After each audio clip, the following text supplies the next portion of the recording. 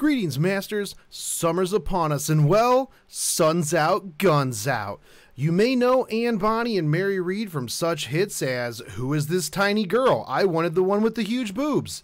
Why is there only one of them on the screen? I'm confused. And, yeah, they're definitely Yuri Pirates.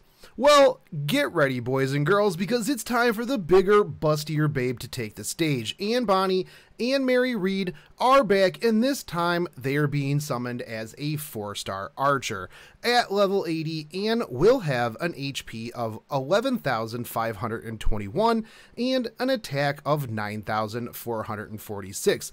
In terms of 4-star archers, this does put her in the middle of the pack HP-wise, tied with Emiya.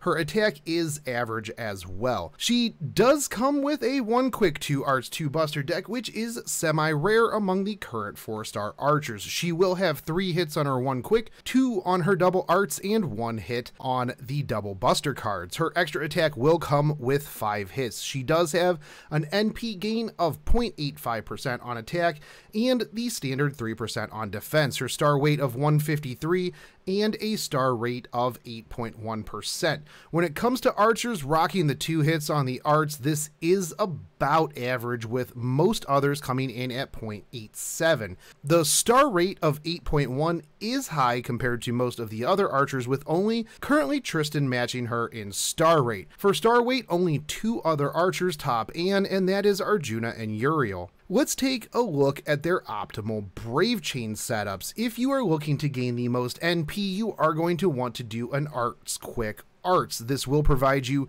with a total NP gain of 33.58%. For the Star Gen, you will be looking to run Buster Quick to generate 9 to 14 stars. If you are looking to do the most damage, you will want to string together a Buster Arts Buster Chain. When it comes to skills, she is very one-dimensional. Raise attack, gather stars. Her first skill, Beach Flower A+, increases the attack of all allies for 3 turns. This is on a 7-turn cooldown, and at rank 1 will increase attack by 9.5%. This does scale up another 10% over the ranks, all the way up to 19.5%. This does have an added bonus of further buffing males to increase the critical star drop rate for 3 turns, 21% at rank 1, all the way up to 41% at rank 10. This is nice, as you can pair her up with males like Fuma, Cursed Arm Hassan to create an abundance of critical stars for her to eat with her second skill, which is Treasure Hunt CC. This increases critical star gather rate for 1 turn on an 8-turn cooldown, as well as gain flat critical stars. This will increase her gather rate from 300 to 600% for 1 turn, and the flat stars range from 5 to 15. The nice thing about this skill is that most, if not all, of the stars produced by this skill should be scooped up due to the increase in star gather rate. Her third skill, Pirates Glory C+, is a very strong skill. Not only does it increase attack, but it also applies a 1-time guts. The downside to it is that it does decrease your debuff resist for 3 turns. 8.5% attack at rank 1, scaling up to 25.5% attack at rank 10. This skill actually gives a very good return on investment. As mentioned, you do get a 1-turn guts, which, by the way, has no expiration timer on it, which is amazing in itself. The decrease in debuff resist is a flat 50% across the board at all ranks, so this will not change. However, she does come with Magic Resistance D, which does help out a little bit, but it's only 12.5%, but that's better than nothing. She also comes with Independent Action A, which increases her crit damage by 11%, which is actually really good because it does help make up for the fact that she lacks a self crit damage buff. Caribbean Freebird Act 2 shares a lot of the similarities with the Rider version of this NP. It is single target, and it does get increased bonus damage based on the current HP of the unit.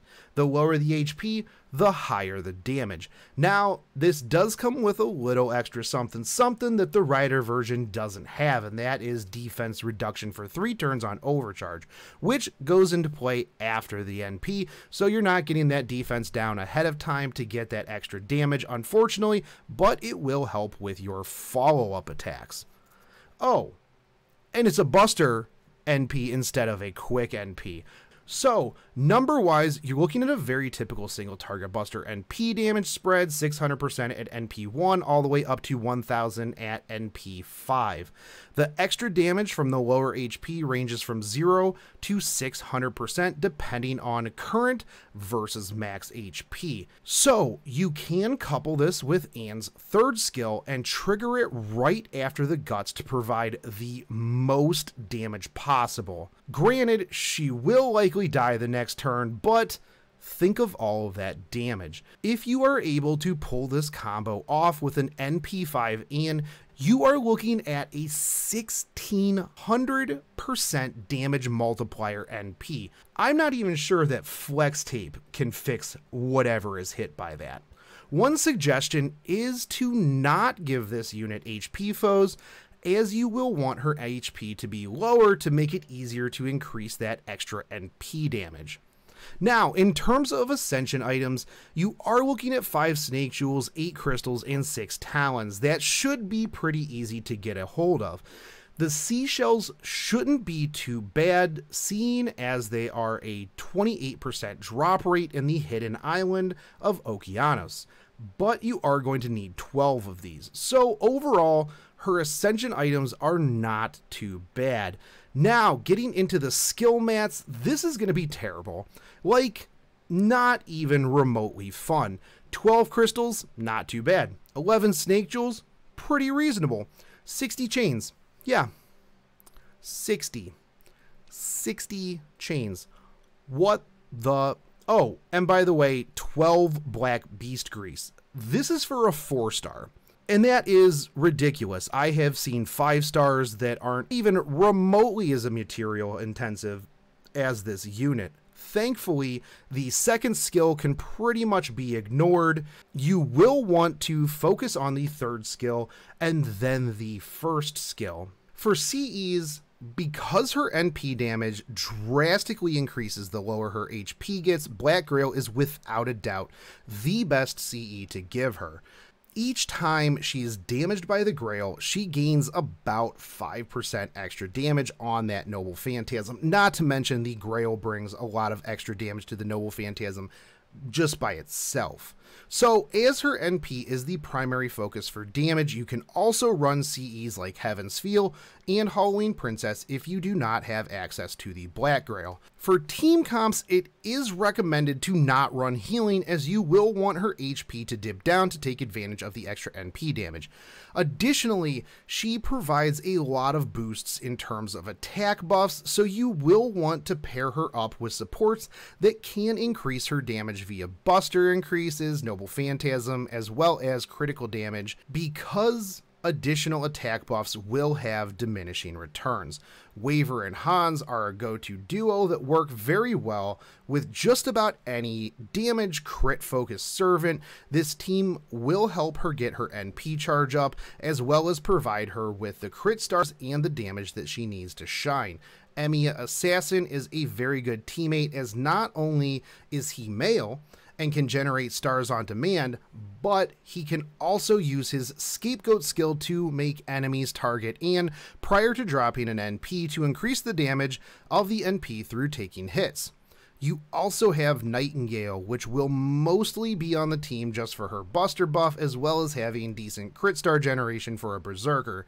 Shakespeare provides a 1-turn 40% Buster buff, increased star generation, and you can charge one ally's NP gauge by 20%, all of which are greatly needed by Anne.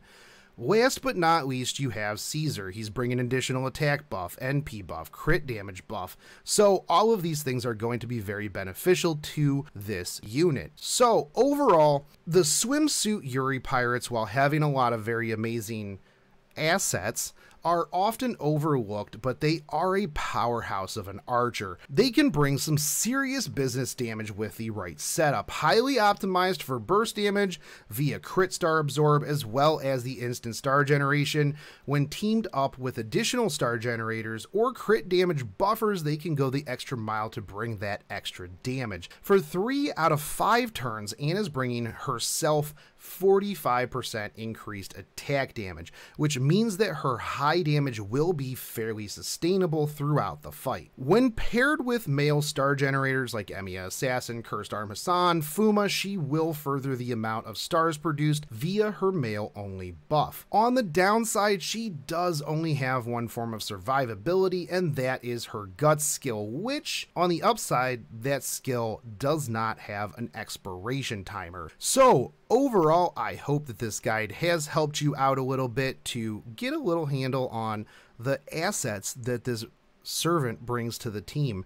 And as always, I would like to thank all of the Patreons that help support this channel. You guys are fantastic. Thank you so much. If you would like to join them, there is a link down in the description. I would also very much like to thank Lord Ashura for his help on this guide. And if you would like to help out the channel, you can do so by hitting that subscribe button, smashing that bell notification, dropping me a like and a comment, and I will catch you guys next time. Take it easy. Peace. Just run away with my darling. We'll get